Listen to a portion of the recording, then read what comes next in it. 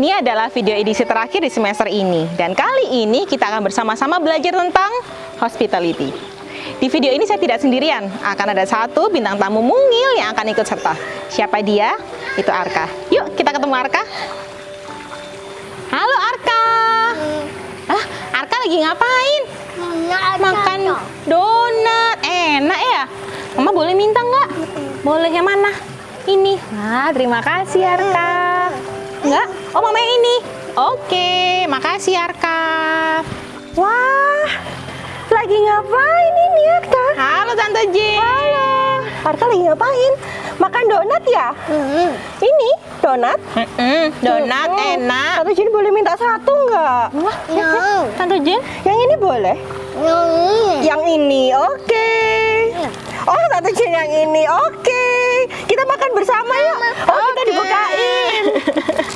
Makan bareng-bareng ya. Makan bareng-bareng ya. Nih. Mama. Oh, yang itu Mama. Ayo. Yuk makan bareng yuk. 1, 2, 3. Anak-anak memang luar biasa ya. Mereka bisa bersikap ramah bahkan kepada orang asing. Tak heran, Tuhan Yesus dalam Matius 18 ayat yang ketiga sampai yang keempat mengatakan bahwa kecuali bila kita bertobat dan menjadi seperti anak-anak, kita tidak akan masuk dalam kerajaan Allah. Barang siapa yang merendahkan diri seperti anak-anak adalah yang terbesar dalam kerajaan surga. Saya jadi teringat dengan kenangan masa kecil saya. Dulu, ketika saya masih berumur sekitar 3 atau 4 tahun, saya akan suka sekali menyambut tamu yang datang ke rumah orang tua kami. Biasanya, ketika orang tua saya sedang bersiap, saya akan berinisiatif untuk datang ke ruang tamu dan kemudian menemani para tamu mengobrol bersama. Percakapan seperti, "Ibu, anaknya berapa?" Atau, "Bapak tadi kesini kehujanan tidak?" Itu akan dengan lancar saya tanyakan. Dan mereka biasanya akan menjawab, "Oh, ibu anaknya 2," atau "Oh, bapak tidak kehujanan." Dan saya akan menjawab dengan kata-kata, "Oh," begitu. Sambil duduk manis dan kemudian melanjutkan dengan pertanyaan berikutnya. Begitu terus sampai ayah saya selesai bersiap dan kemudian datang ke ruang tamu kami. Sungguh polos dan ramah ya. Sungguh berbeda ketika saya menginjak remaja atau bahkan sampai dengan sekarang.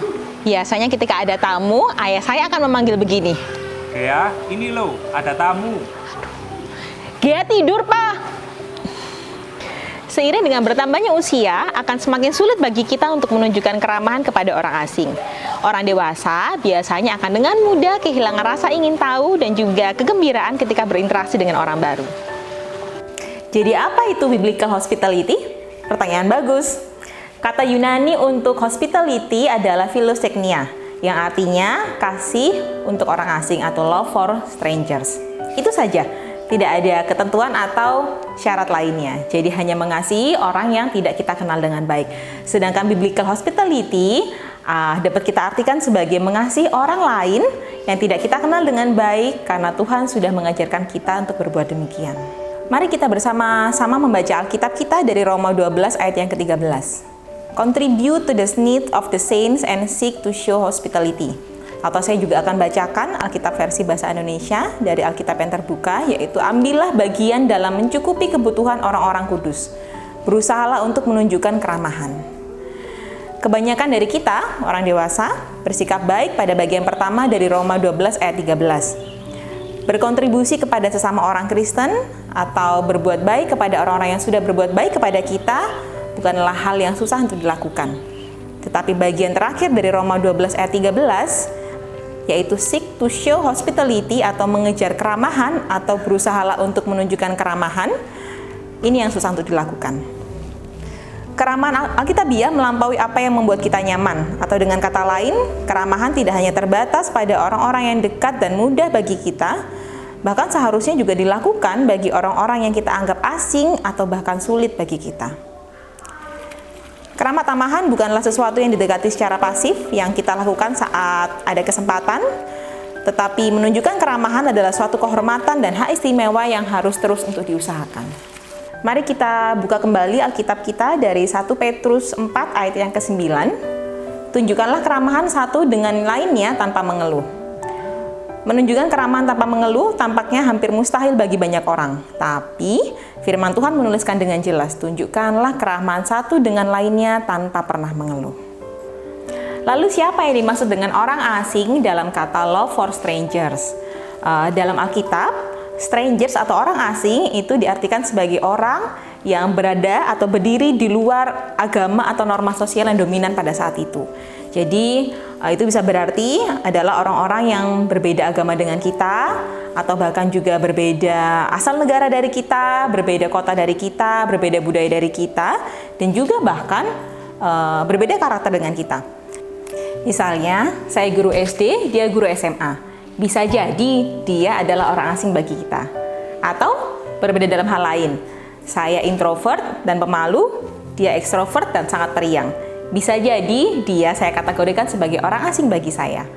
Orang asing itu tidak berada jauh dari kita. Bisa jadi itu orang-orang yang ada di sekitar kita, tapi sangat berbeda dengan kita. Orang-orang seperti inilah yang sangat susah untuk kita kasihi. Mari kita lakukan sedikit aktivitas.